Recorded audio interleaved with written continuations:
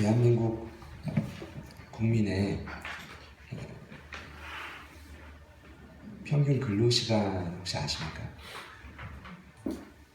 1년치 평균이 2100시간이 넘는다고 해요. 경제협력개발기구라고 하는 OECD라는 단체에 한 30개 나라가 속해 있죠. 그 가운데 저희 나라 근로시간이 무려 2번째로 높다고 합니다. 저희 나라보다 더 열심히 일하는 나라는 어디냐? 멕시코밖에 없습니다.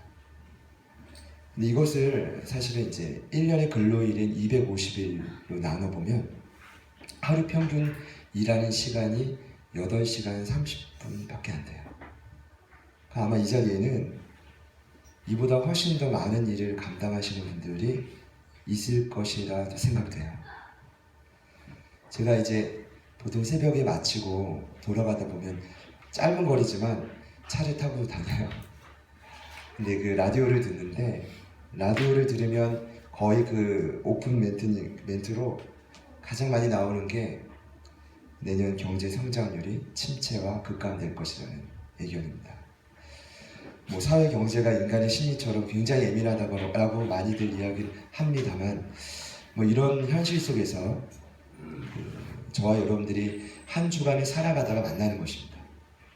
주중에 만나시는 분들도 있었겠지만 제가 생각할 때는 참 녹록지 않은 삶이었을 것이라 충분히 예견이 됩니다. 옆에 있는 분들과 한번 인사를 이렇게 해보겠습니다. 한 주도 수고 많으셨습니다.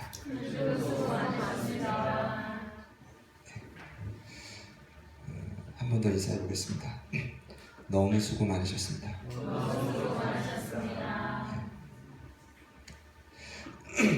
저는 이제 수고 많았습니다라는 인사를 참 좋아합니다. 개인적으로도.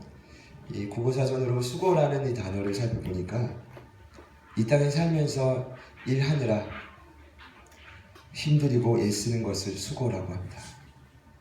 그리고 그 일로 인해 생기는 고충을 수고한다라고도 말합니다. 성경에서는 이 수고를 원어 의미를 보니까 코피아오라고 합니다. 뭐라고요, 여러분? 코피를 생각하시면 됩니다. 어떤 의미냐면 코피아오는 피곤하다, 녹초가 되다, 뭐 이런 의미입니다. 오늘 본문에도 이 말씀이 나오긴 하지만 여러분, 예수님을 저는 이렇게 생각해요. 제대로 믿고 열심히 신앙생활 해도 피곤할 수 있습니다. 열심히 주를 따라가고자 노력해도 소진하고 지칠 수 있습니다. 고날 수 있습니다. 그 근거가 성경에 나와요. 이제 예수님께서 사마리아 여인에게 복음을 전하러 가시는 그 장면 속에 요한복음 4장 6절을 보면 거기 또 야곱의 우물이 있더라.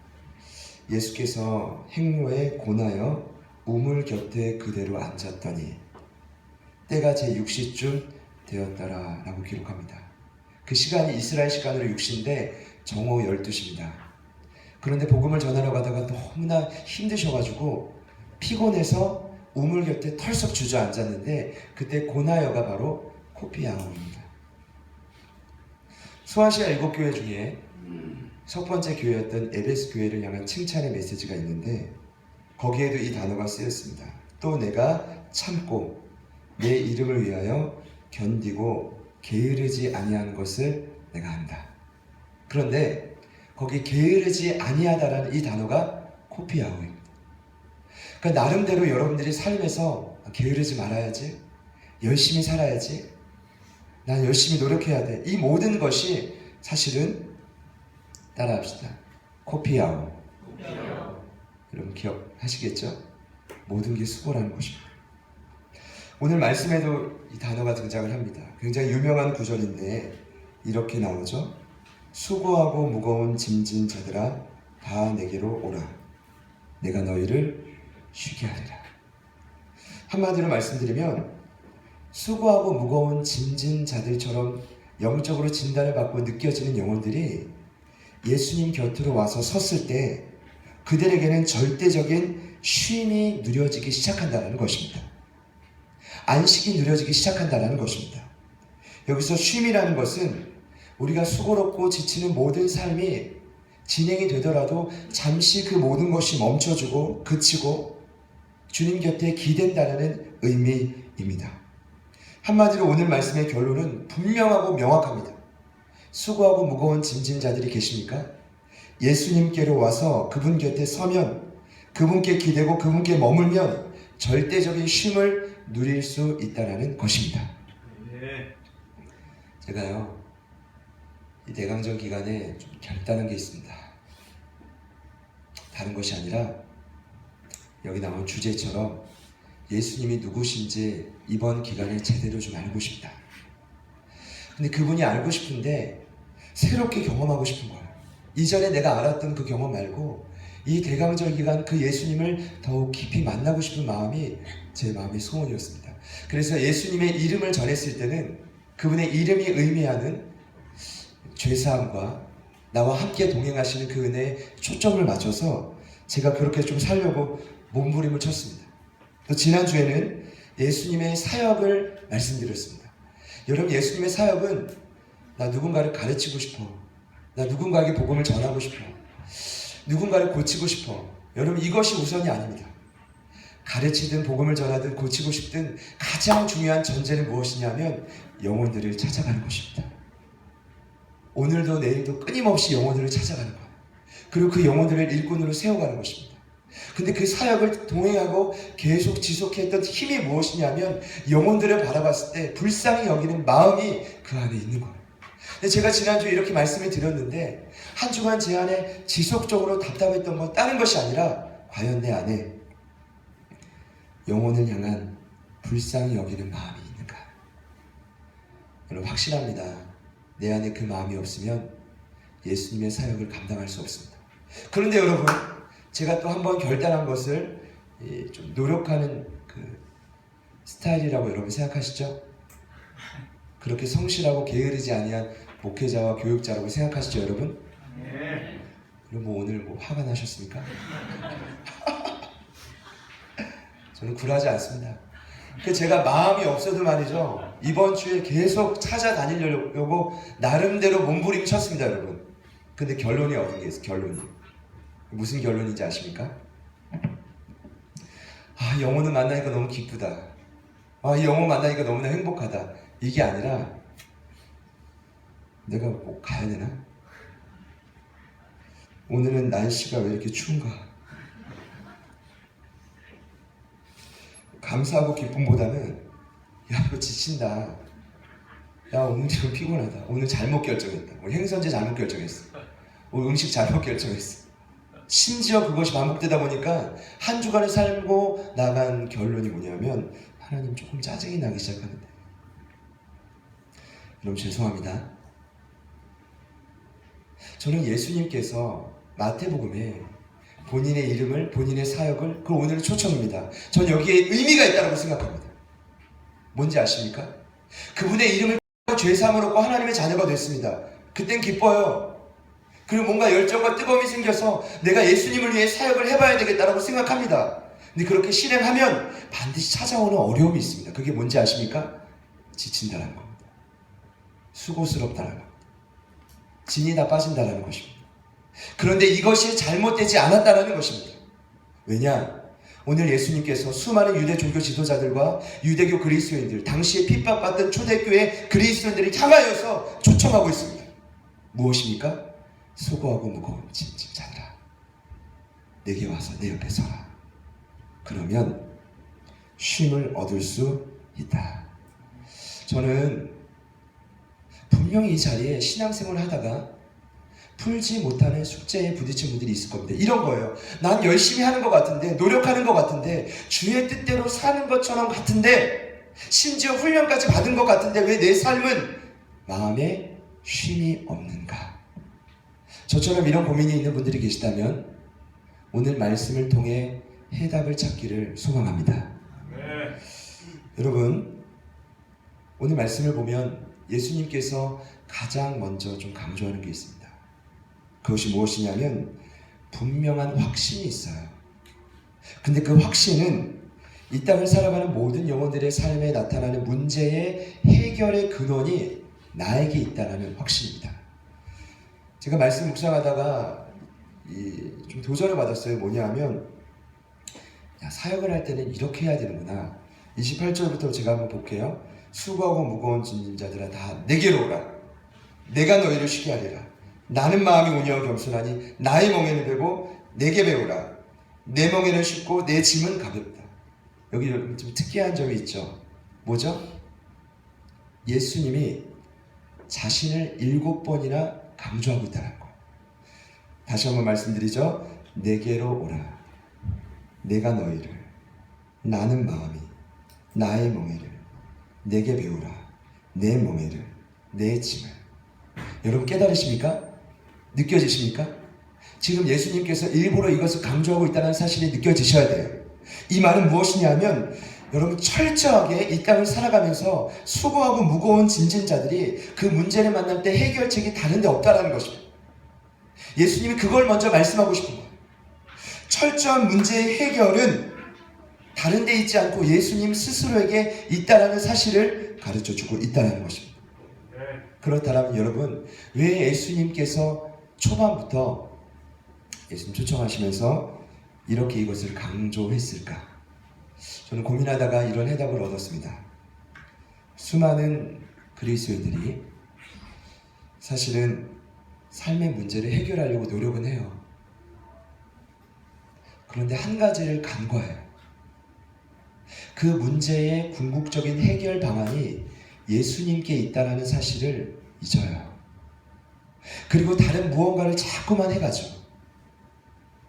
여러분, 해결되지 못합니다. 인류에 변하지 않은 진리가 있습니다. 창세기 3장에 아담과 하와가 죄를 지은 그 순간부터 하나님은 고장난 인간을 회복시킬 수 있는 유일한 회복의 도구를 허락하셨는데 그것은 돈이 아닙니다. 보이는 물질이 아닙니다. 과학과 우주가 아닙니다. 이 세계 문명이 아닙니다. 오직 예수 그리스도 한 분이십니다. 아멘. 여러분 이 사실을 당대에 예수님으로부터 이 말씀을 처음 듣는 독자들이 간과하고 있다는 것입니다. 물론 처음엔 알았을 텐데 지금은 잊고 있었다는 것입니다. 혹여나 여러분의 삶에 이 부분이 간과되어지고 잊혀지고 있는 분들이 있다면 다시금 회복되시기를 축복합니다. 제가 말씀을 준비하다가 지금은 소천하셨지만 CCC를 창시했던 김중곤 목사님의 백문일답이 기억이 났습니다. 그 1년에 한 차례 한국 대학생 선교회가 모여서 이 김중곤 목사님이 그들에게 100가지의 질문을 던지는데 답은 한 가지입니다. 그 답은 뭐냐 하면 예수 그리스도 한 가지입니다. 근데 제가 이 시간 100가지 질문을 시간상 다 할 수 없잖아요. 그 중에 10가지만 간략히 좀 추렸습니다. 제가 여러분께 질문을 드릴 때 부탁이 있어요. 크게 하지 않아도 좋습니다. 그러나 여러분의 마음이 진심이기를 소망합니다. 네. 대답하시는 거예요? 네. 자, 좋습니다. 우리를 보고 가장 기뻐하시는 분은 누구십니까? 예수 그리스도. 잠시만요. 우리 좋습니다. 어차피 이렇게 된 거 그냥 묻어가지 맙시다. 인정이 되지 않으면 하지 않고 정말 예수님이라고 믿으시는 분들만 고백하는 건데 믿음으로 선포합시다. 네. 한 번 더 여쭤보겠습니다. 우리를 보고 가장 기뻐하시는 분은 누구십니까? 예수 그리스도. 이 땅의 모든 교회가 무릎을 꿇어야 하는 분은 누구십니까? 예수 그리스도. 나를 가장 잘 알고 계시는 분은 누구십니까? 예수 그리스도. 땅과 바다를 나누신 분은 누구십니까? 예수 그리스도. 사단이 두려워하여 사단의 마음을 낙담시키고 그 이름을 박살내신 이름은 누구십니까? 예수 그리스도. 절망 따위가 나를 꺾지 못하는 이유가 무엇입니까? 예수 그리스도. 우리에게 자신의 모든 것을 주신 분은 누구십니까? 예수 그리스도. 수많은 나의 기도를 하나도 빠짐없이 들으신 분은 누구십니까? 예수 그리스도. 우리를 가장 보고 싶어하는 분은 누구십니까? 예수 그리스도. 지치지 말고 최선을 다해 뛰어가야 될 이유는 무엇입니까? 예수 그리스도.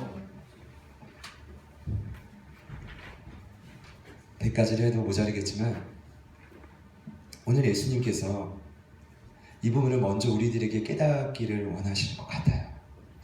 만약에 이 당시에 백문일답이 있었다면 아마 예수님께서 이렇게 도전을 주셨을 것 같아요. 오늘 말씀에 나온 것처럼 이 말씀은 간단하고 명확합니다. 무엇입니까? 수고하고 무거우면 주님 곁에 서면 쉼을 얻는다라는 거예요. 여러분 믿으시죠? 그런데 제가 두 번째로 나누고 싶은 핵심은 무엇이냐면 이렇게 하면 쉼을 누리는데 왜 오늘날 우리들은 쉼을 누리지 못하느냐라는 것입니다. 예수님께로 갔는데 하나님의 자녀가 됐는데 왜 나는 오늘 쉼을 누리지 못하는가? 제가 말씀 묵상하다가 오늘 본문 바로 앞절의 말씀을 함께 보게 되었습니다. 같이 봐야 될 것 같아요. 왜냐하면 오늘 말씀이 그때라는 단어로 이어지고 있기 때문이죠. 같이 한번 25절 위에 있는 말씀을 한번 보시죠. 이런 말씀이 기록되어 있습니다. 어떤 말씀이냐면 예수님께서 권능을 가장 많이 행하신 고을들이 나와요. 그 고을들이 어디냐면 벳세다와 고라신이라는 유대 땅입니다. 유대 땅입니다. 갈릴리 바다 그 북동쪽에 있는 해안 도시인데 베드로와 안드레의 고향이기도 합니다. 그러나 놀라운 건 그 땅 가운데 기적을 수없이 베풀었는데 사람들이 회개하지 않았다는 거예요. 사람들이 돌이키지 않았다는 거예요. 만약에 그 권능이 이방 땅이었던 두로와 시돈에 행했다면 예수님 분명히 말씀하십니다. 그들은 굵은 베옷을 입고 죄를 쓰고 철저하게 회개했을 것이다. 심지어 소돔까지도 그 권능을 받다면 돌이켰을 것이라고 예언합니다. 여러분 여기서 알 수 있는 것이 무엇이냐면 저와 여러분의 연약함입니다. 사람은 은혜와 기적을 알고 경험하고도 삶을 근본적으로 돌이키기가 참으로 쉽지가 않습니다. 저는 그렇게 말씀드리고 싶지 않습니다. 삶의 변화는 불가능합니다. 그렇지 않아요. 반드시 가능합니다만 오늘 말씀을 봤을 때 참으로 쉽지 않다는 것을 깨닫게 됩니다. 오늘 본문도 그 내용에 이어서 그때라는 단어로 시작됩니다. 이렇게 말하죠. 천지의 주제이신 아버지요. 한마디로 하늘과 땅의 주인이신 하나님 아버지, 이것을 지혜롭고 슬기로운 자에게는 숨기시고 어린아이들에게는 나타나셔서 감사합니다. 여러분 이것이 무엇입니까? 예수를 만나면 쉼을 얻는다라는 간단한 진리를 지혜롭고 슬기 있는 자에게는 숨기셨다라고 말합니다. 지혜롭고 슬기로운 자들은 당대에 스스로는 지혜 있는 척하나 그 지혜에도 불구하고 하나님의 뜻을 참으로 인식하지 못하는 유대 종교 지도자들입니다. 한마디로 수많은 유대교 그리스도인들입니다. 반면에 어린아이들은 쉼을 누려요. 여러분 어린아이들의 특징은 무엇입니까? 저는 많이 말씀드리지 않고 어린아이들은 제가 봤을 때는 그냥 보이는 대로 믿어요. 이걸 저희들은 순수하다라고 말합니다. 그래서 순수해서 뭘 못해요? 계산을 못해요. 보이는 대로 그냥 따라가는 거예요. 그게 어린아이들의 특징이죠. 그런데 시간이 지나고 나이를 먹고 머리가 커지면 커지고 예수를 믿을 때도 그 신앙의 연륜과 경험이 많아지면 많아질수록 지혜롭고 슬기 있는 척은 하나 뭐가 안 돼요? 쉼은 누리지 못한다. 여러분 지혜롭고 슬기 있는 이것은 무엇을 의미할까요? 제가 생각할 때 그 지혜롭고 슬기는 예수님께로 가서 쉼을 누리지 못하게 하는 저와 여러분의 삶에 있는 가장 큰 장애물이에요. 제가 보니까 저마다의 삶의 방식이 있다고 생각합니다. 근데 그 삶의 방식이 예수님을 따라감에 있어서 좀처럼 바뀌지 않을 때가 많아요. 오늘 여기서 말하는 이 지혜와 슬기는 한마디로 정리해 본다면 저와 여러분의 삶에서 좀처럼 바뀌어지지 않는 삶의 방식입니다. 흔히 이것을 기독교에서는 세계관이라고 말을 해요. 같이 한번 따라합시다. 세계관. 옆에 있는 분들을 한번 보시죠. 어떤 세계관이 있는지 좀 느껴지십니까?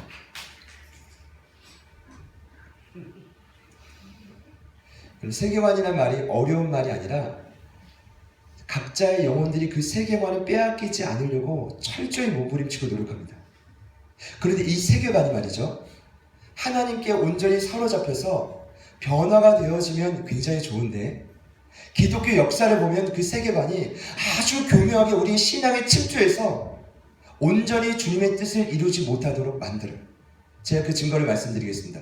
원래 기독교 세계관은 기독교 유신론입니다. 이건 뭐냐 하면 하나님과 저와의 관계가 아주 친밀해서 주님의 뜻이 내 삶을 통해 날마다 이루어지는 그 현상을 의미합니다.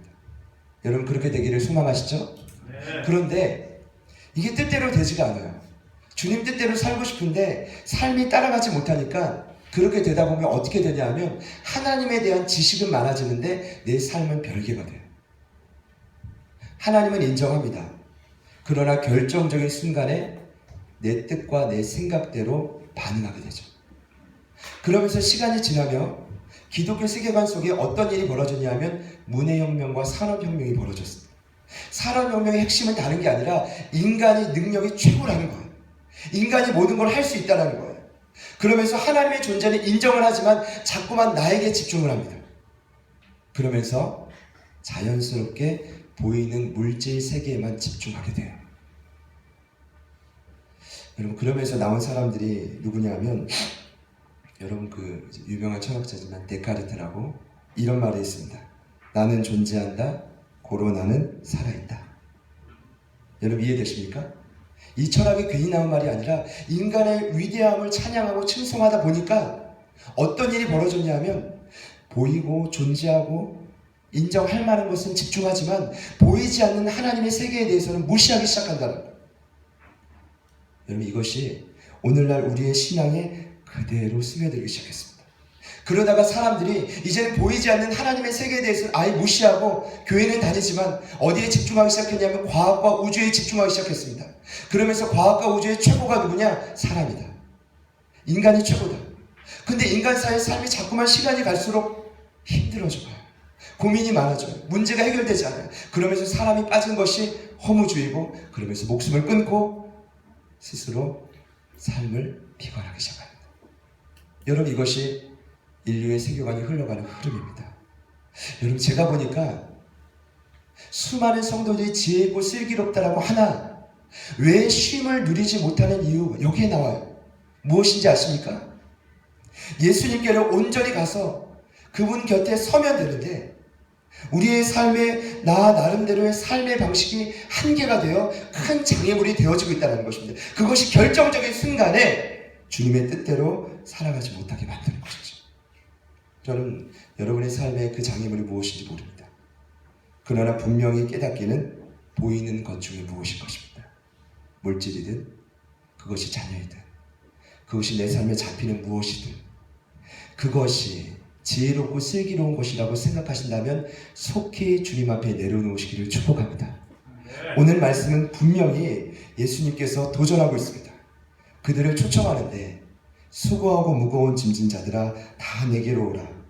내가 너희를 쉬게 하리라. 그러나 오늘 이 말씀은 한 번 더 그들을 초청하고 있습니다.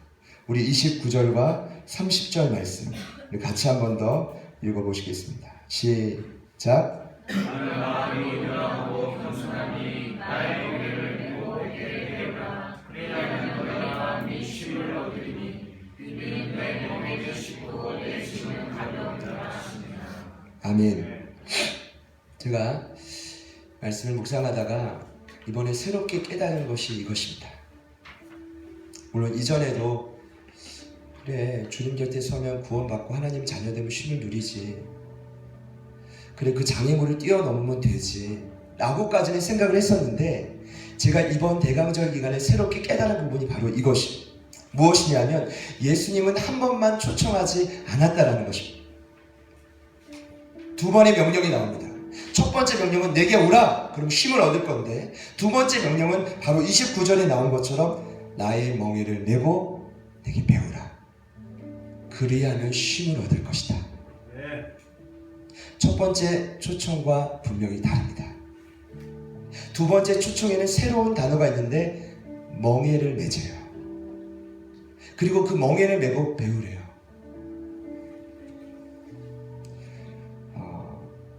예수님께서 말씀하신 이 멍에는 당시 중동시대에 두 개로 구성되어 있습니다. 들어보시죠. 농부가 밭을 갈 때 최대한의 효과를 내기 위해 소를 두 마리가 필요합니다. 그래서 한 마리의 소 목에 멍에를 메고 또 한 마리의 소의 목에 멍에를 메요. 그런데 특이한 점이 있습니다. 한 마리의 소는 반드시 나이가 많고 경험이 많은 소여야 돼요. 이 말은 뭐냐면 그 소는 농부의 목소리를 알고 쟁기가 어떻게 다루는지를 잘 알아요. 그리고 주인의 말에 어떻게 반응해야 되는지를 익숙해져 있는 소가 나이 많고 경험 많은 소예요. 그런데 한 소는 잘 들으십시오. 어리숙하고 미숙한 소를 붙여요. 힘은 센데 자기 멋대로 해요. 그냥 가고 싶은 방향대로 막 나가요. 고집대로 해요. 때로는 막 빨리 가고 싶어하고 다른 방향으로 가고 싶어요. 그럼 그때마다 어떻게 됩니까? 목에 걸린 멍에 때문에 목이 막 아파요. 끊어낼 수도 없는데 후에 지치고 제풀에 죽어서 그냥 쓰러지죠. 제가 오늘 보니까 저와 여러분의 삶에 쉼을 누리지 못하는 이유가 분명히 나와요. 뭔지 아십니까? 멍에를 매지 않기 때문이에요. 수많은 사람들이 구원은 받았지만 하나님의 자녀는 되었다고 말하지만 여러분 그 쉼과 기쁨이 오래 가던가요? 절대로 지속되지 못합니다. 그 마음의 절대적인 쉼을 누리기 위해서는 반드시 오늘 두 번째 예수님의 초청에 반응하셔야 됩니다. 그 초청의 핵심이 뭡니까? 나의 멍에를 매라. 한쪽은 예수님이 맸는데 다른 한쪽은 네가 매라. 그리고 그 멍에를 메고 내 곁에 딱 달라붙어서 결정적인 순간에 네 고집과 뜻대로 행하지 말고 내가 시키는 대로 따라와라. 분명히 말하지 않습니까? 배워라. 여기서 배우다라는 이 단어가 가슴이 벅찹니다. 만다노라는 배우다라는 이 단어인데 이 단어의 의미가 뭐냐면 경험하다라는 거예요. 익숙해지다라는 거예요. 어떤 신탁을 받은 또 다른 신에게 지도를 받으라는 거예요. 근데 이 만다노라는 단어에서 어떤 단어가 나오냐면 마데테스, 제자라는 단어가 나왔습니다. 여러분 우리 모두 다 제자 되기를 원하시잖아요. 예수님처럼 살기로 날마다 고백하고 그러시지 않으십니까 여러분? 저는 그래요. 근데 제가 한 가지 놓친 게 있어요. 말과 고백은 예수님을 따르는 제자가 되고 싶다고 말은 하지만 그래서 멍에는 맺지만 배우려고 하잖아요. 아직도 제 안에 수많은 고집과 아집이 남아있어요. 분명히 이 자리에도 다 표현할 수 없지만 자신만의 세계관으로 그 한계를 뛰어넘지 못하는 분들이 반드시 있을 거예요. 저는 여러분들의 이 시간 초청합니다. 힘들고 수고로우신 분들이 있습니까? 그것에만 진단하고 끝나는 게 아니라 그것을 뛰어넘기 위해서는 주님께서 원하시는 멍에를 기꺼이 매십시오. 그리고 주님께서 멍에를 지으시고 말씀하시는 그 말씀 앞에 지금보다 더 익숙해지셔야 됩니다. 그 지도를 지속적으로 받으셔야 됩니다. 제가 보니까요, 이제는 어중간하게 가면 그냥 다 죽는 거예요. 어설프게 따라가면 멍해고 뭐고 다 쓰러져 죽는 거예요. 저는 오늘 이 예배를 드리면서 더 결단이 듭니다. 앞으로 시간이 가면서 더 명확하게 극명하게 분류가 되어질 것입니다. 예수님의 초청 앞에 나의 멍에를 메고 그분께 중심을 다해 배우는 자에게는 쉼이 누려질 것이지만 여전히 갈등하고 자신의 세계관에 점철되어 교만하고 아집으로 쓰러진 자들에게는 그 삶이 계속 힘들어져 갈 것입니다. 우리 모두가 오늘 이 주님의 초청 앞에 믿음으로 반응할 수 있기를 소망합니다. 여러분은 어떤 초청을 받기를 원하십니까? 수고하고 무거운 짐진 자들로 구원 받으셨다면 오늘 이 두 번째 초청 앞에 여러분 결단하고 함께 주님을 따르기를 소망합니다. 우리 같이 한번 이 찬송가 고백할 텐데 저와 여러분의 삶에 있는 여러 가지 문제를 다 알 수 없지만 주님께서 이 모든 문제의 해결자와 근원이심을 믿고 다 같이 찬양 고백하길 원합니다. 내 모든 시험 무거운 짐을 주 예수 앞에 아뢰이며 근심에 쌓인 날 돌아보사 내 근심 모두 맡으시네. 내 모든 시험 무거운 짐을 주 예수 앞에 아뢰이며 근심에 쌓인 날 돌아보사 내 근심 모두 맡으시네. 무거운 짐을 나 홀로 지고 견디다 못해 쓰러질 때 불쌍히 여겨 구원해 주니 은혜의 주님 오직 예수.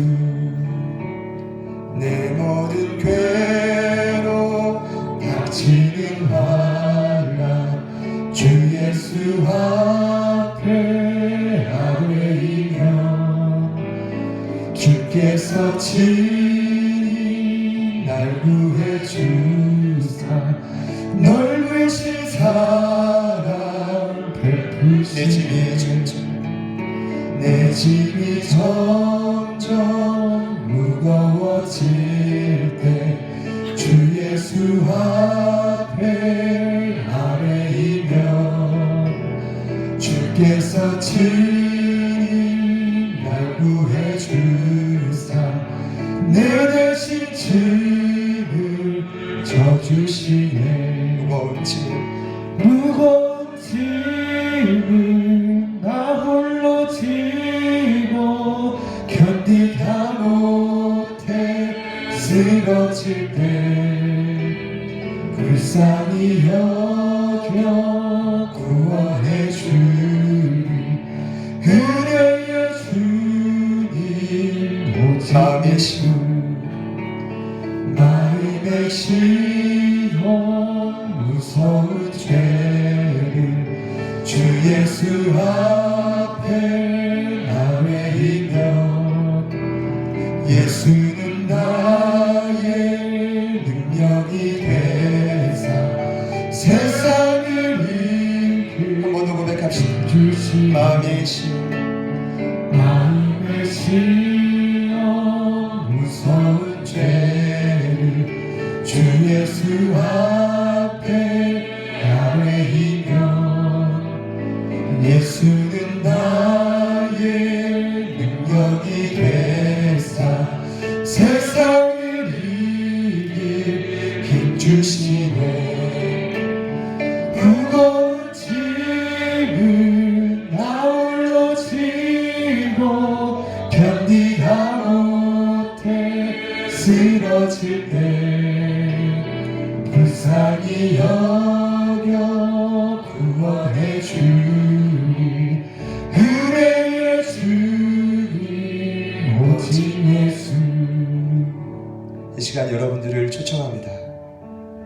예수님께서 반드시 오늘이 대강절 기간 이 셋째 주를 맞이하며 오늘 이곳에 있다면 저와 여러분들을 이렇게 초청하셨을 것이라 확신합니다. 사랑하는 여러분, 신앙생활은 그저 열심히 하는 것이 중요하지 않습니다.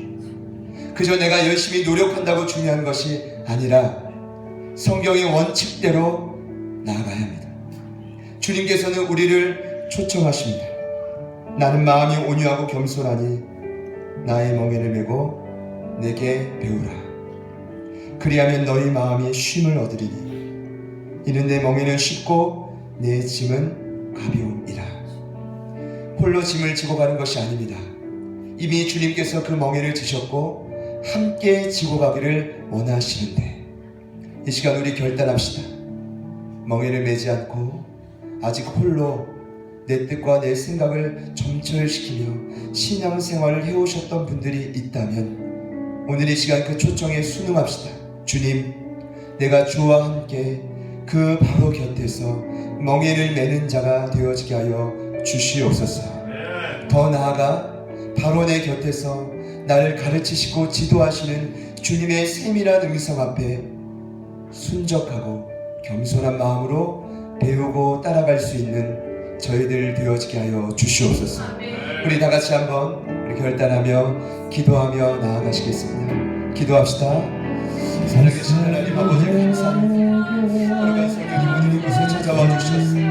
하나님, 오늘 우리를 초청해 주시며 너무나 감사드립니다. 하나님, 이곳에 있는 우리의 모든 설교와 진리를 예수님의 능력 안에서 우리의 삶을 끌어가는 그 모든 중심과 세계관이 흔들리지 않게 하여 주시옵소서. 하나님, 흔들렸습니다. 다시금 주님 앞에 모든 것이 사라지게 하여 주시옵소서. 하나님의 시간을 간절히 구하며 소망하옵기를 예수님의 초청 앞에 우리가 반응하기를 소망합니다. 그 주님의 초청 앞에 우리가 순응하기를 소망합니다. 하나님, 오늘 이 말씀이 진리라고 한다. 하나님, 내 삶을 만드시고 내 삶을 변화시키시고 내 삶 가운데 역사하여 주시옵소서. 하나님의 뜻과 계획을 알아서 순종할 수 있도록 인도하여 주시옵소서. 주님께서 허락하신 이 멍에를 함께 매기를 소망합니다. 하나님, 그 멍에를 몇 뿐만 아니라 주님께로 배우기를 소망하며 나아갑니다. 하나님, 우리 안에 있었던 모든 교만, 나태함, 게으름 주님 다 제하여 주시고 다시금 주님 곁에서 하나님의 가르침을 배우며 나아갈 수 있도록 인도하여 주시옵소서. 그리하여 우리의 마음에 쉼을 얻기를 소망합니다. 그리하여 내 마음에 쉼을 얻기를 소망합니다. 거룩하신 하나님 아버지, 도와주셔서 하나님의 뜻을 깨닫게 하여 주시옵소서. 하나님의 계획을 알게 하여 주시옵소서. 주님 도우소서. 주님 역사하여 주시옵소서. 하나님의 쓰소서. 특별히 이곳에 한 주간 너무나 내 삶이 고나여 지치고 소진된 영혼들이 있다면 이 시간 잠시 두 손을 가슴에 모아보시겠습니다. 때론 육신이 소진이 되면 내 모든 것이 마비가 되는 것을 경험합니다. 때론 이 생각이 정신이 없으면 내 영혼의 문제가 무엇이 중요한지 모르고 방황할 때가 많습니다. 두 손을 가슴에 모으신 분들이 있다면 이 시간 안 모으신 분들도 또 모으신 분들도 다 같이 두 눈을 감으시고 저를 따라서 같이 한번 기도하시겠습니다. 예수님, 오늘 저희들에게 찾아와 주셔서 참된 쉼을 주옵소서. 내 안에 있는 거짓된 교만과 지혜와 지식을 주님 앞에 내려놓기를 원합니다. 이제는 주님과 멍에를 메고 철저히 배워가는 제자가 되게 하여 주옵소서. 참된 신자가 되게 하여 주옵소서. 제가 기도하겠습니다. 살아계신 하나님, 비록 연약하고 부족하지만 저희들의 고백을 주님께 올려드립니다. 하나님, 왜 이리 쉼을 누리지 못하는지 오늘 말씀을 통해 깨닫게 하시니 감사합니다. 여전히 주님을 따른다라고 하지만 내 삶의 결정적인 순간에 내 생각과 뜻대로 행했던 그 삶의 방식이 아직도 변하지 않기 때문임을 깨달았습니다. 더 나아가 주님을 따라간다라고 말하지만 주님께만 멍에를 메고 나는 멍에를 메지 않고 멍에를 메었다라고 말하지만 여전히 내 고집과 뜻대로 내 삶의 방향을 결정했던 그 삶을 회개합니다. 주님 앞에 온전히 돌이킬 수 있도록 도와주시옵소서. 오늘 주님의 초청 앞에 우리가 철저히 그 멍에를 메고 철저히 배워갈 수 있는 우리 모든 가족들 되어지게 하여 주시옵소서.